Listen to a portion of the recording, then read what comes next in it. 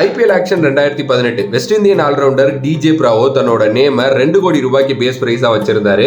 கண்டிப்பா அவரை சிஎஸ்கே எடுத்துருவாங்க அப்படின்னு சொல்லிட்டு யோசிச்சுட்டு இருந்த டைம்ல சிஎஸ்கே அவருக்கு பிட்டு கூட பண்ணல.